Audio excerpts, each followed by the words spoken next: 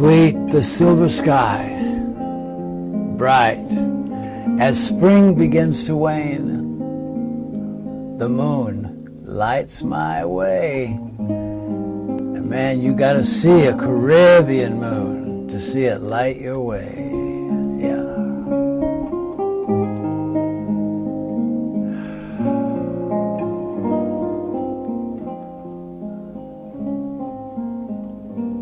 Well, the Ching this week, we're being called out a bit. Maybe that time, got to check with Kaipacha if that's in the wind, man.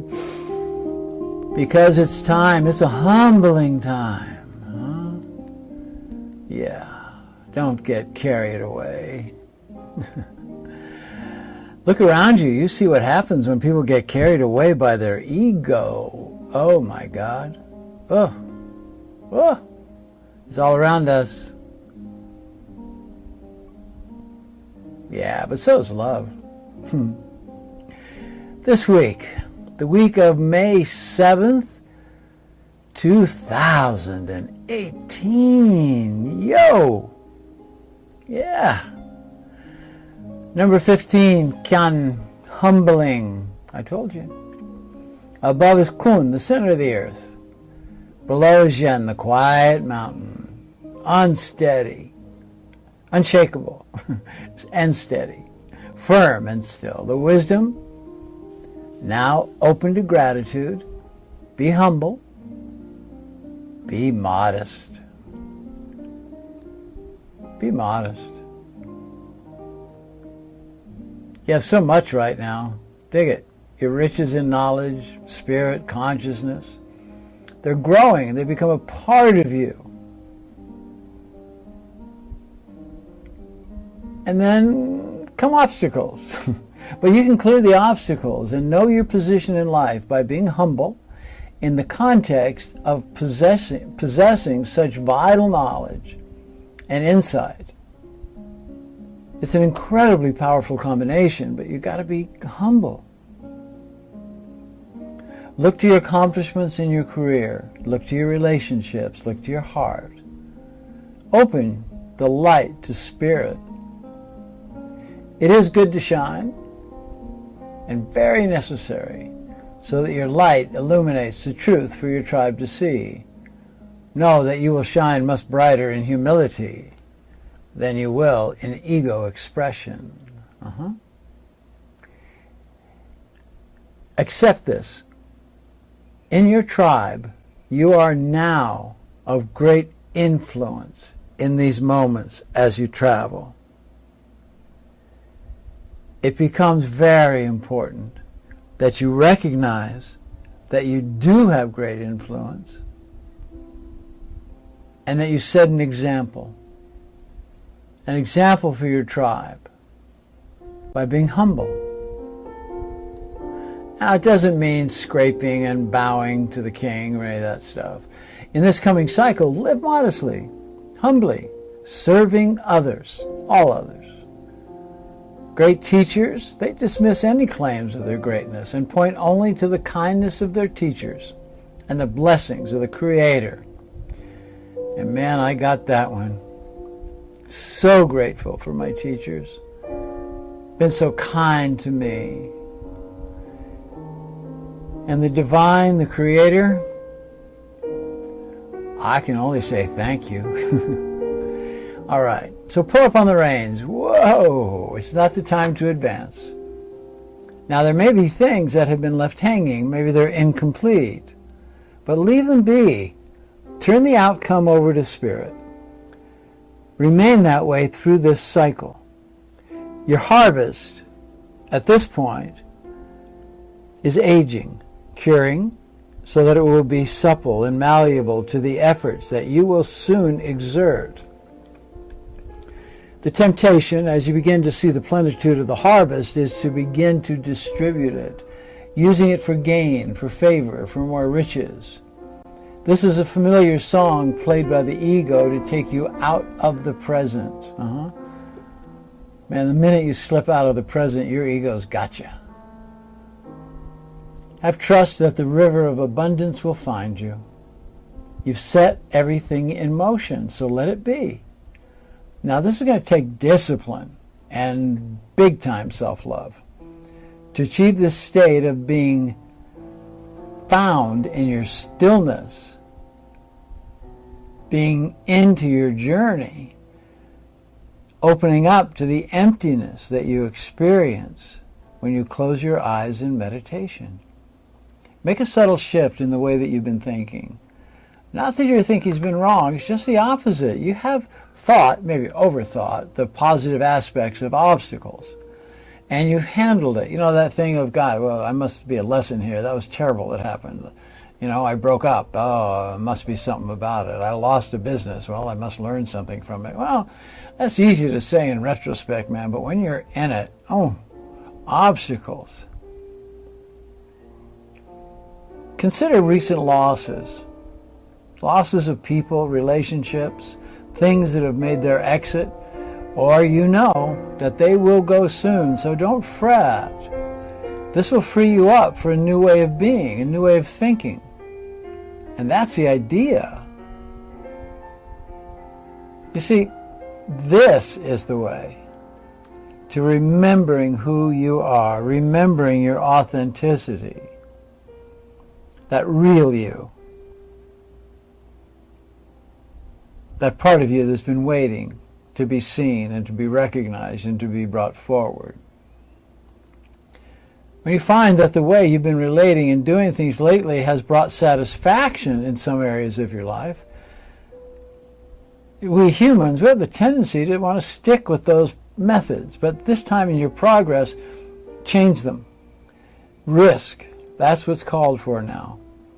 Anything repeated, anything will become stale, especially in times like this of dynamic change on the planet and in your life. Risk is the key now. Take the risk of letting go of the way you've gained what you have now is yours. Be humble, moderate in your behavior. Moderation in all things is the key to transforming the heart and the mind, moving you closer and closer to the greater good. All are warriors and are called on at different times to be present in our life in a way we may not have been before. This is your time. Clear your mind and observe. That is the idea. Just sit back for a minute. Clear your mind. Now, why do you do it? Clear your mind because you don't know. You really don't know. So that to have the harvest serve you, you must make offerings to the divine. As it was, this connection that got you here in the first place was that you have made offerings. And it's because of a higher consciousness, those beyond the petty ego, that you have any clarity at all. You're being called to greatness. So first, you must find a still point, right? How you achieve such a state of mind? All right. That's where this wonderful hexagram gives us instructions. It's a matter of your individual preference how you do it. Now, most will do well with some form of meditation, however simple it is. Now, this state of being can also be attained by aligning with nature and communing with the elementals. Yes, there are fairies and gnomes. It's true. It's true. The elementals are out there, and we tune into them, and they'll give us love and give us direction. The precise technique for finding inner stillness is not as important as your intention to remain inwardly still so that you can be receptive to the wisdom of your inner guides and your inner teachers, who are a reflection of the divinity embodied by your guides and teachers that have gone before you. Your ancestors, man, way back when, knew it.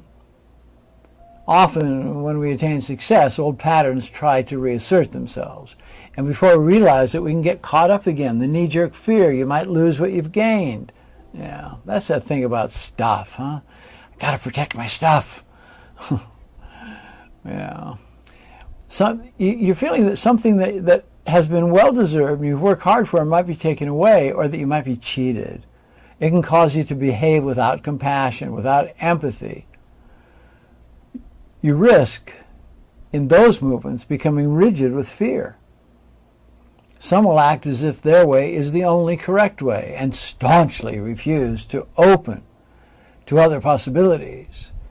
If you're in business or you're in a relationship with one who has behaved in this way or does behave in this way, communication is hindered, if not broken down entirely, and the feeling of not being heard can lead to emptiness and stagnation.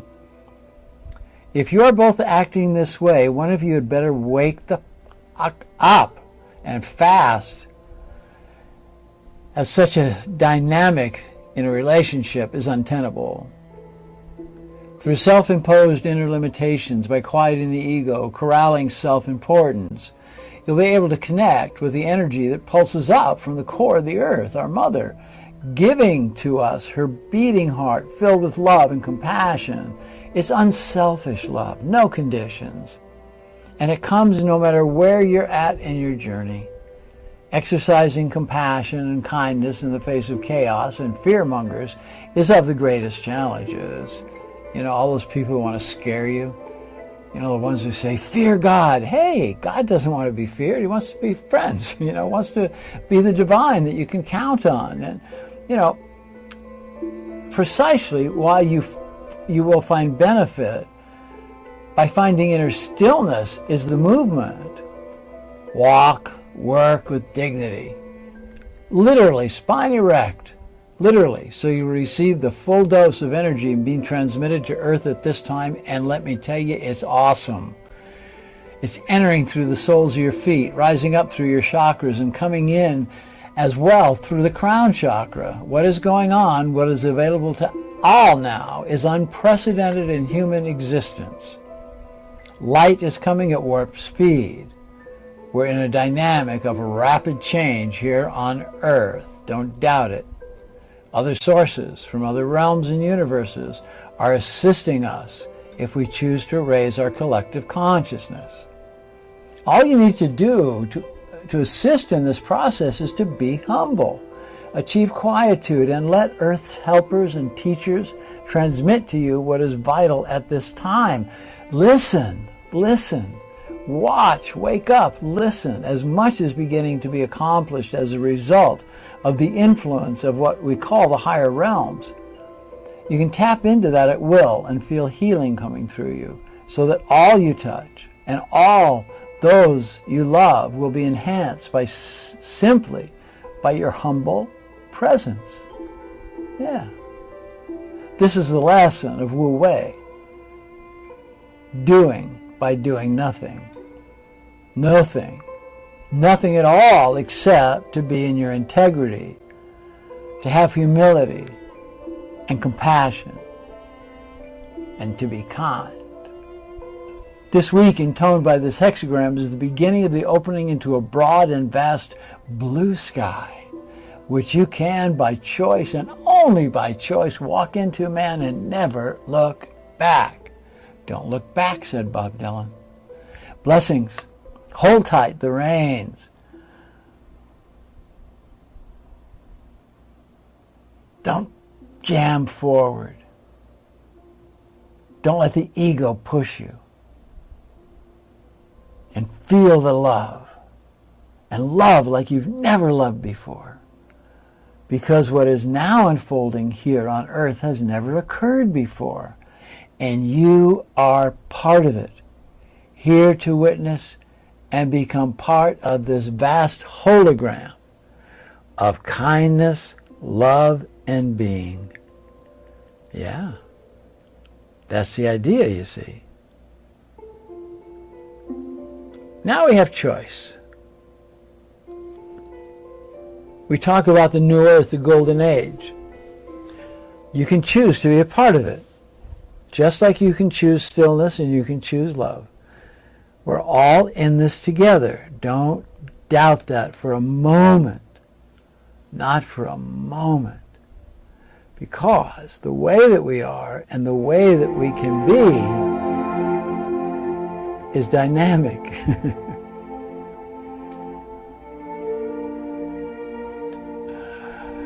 Teach peace every day.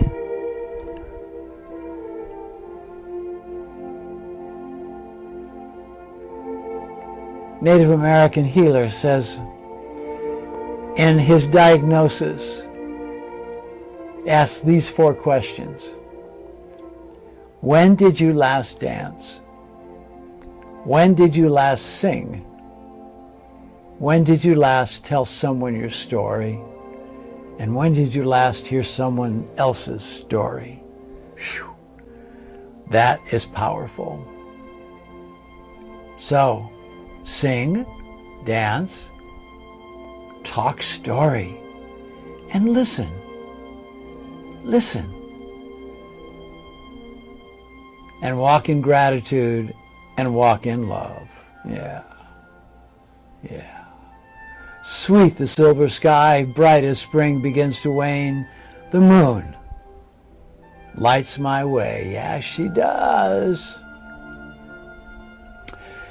I got a shout out to any of you that are in Tulum or here in the Riviera Maya. There's a beautiful thing happening here. It's they're calling it Art with Me, to raise funds and consciousness for the environment, for recycling and for taking care of it and picking up the plastic on the beach. It's shocking. I got to tell you, it's shocking.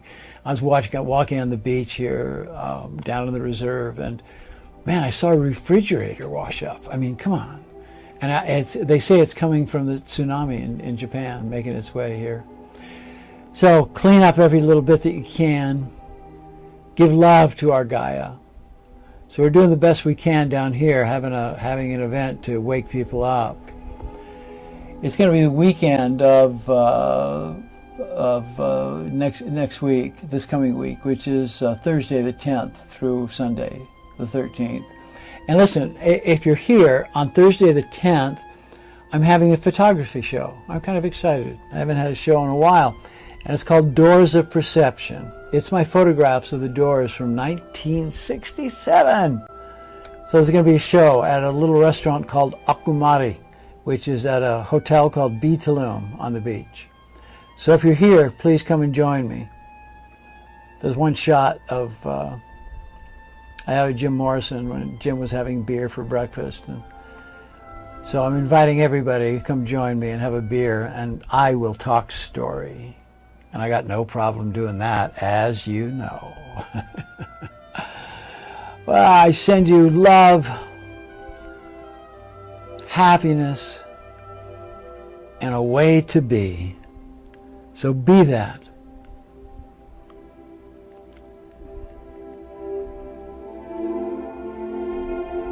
In la Kesha la Kin.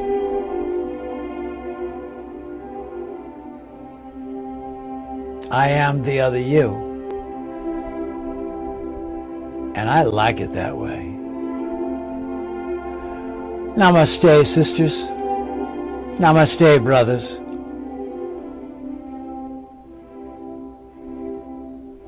As I keep trying to love myself as much as I love you.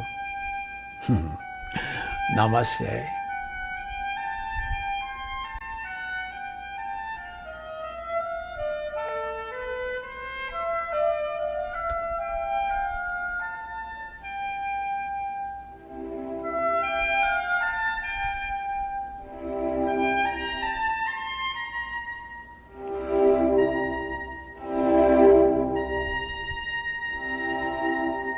Go dancing tonight.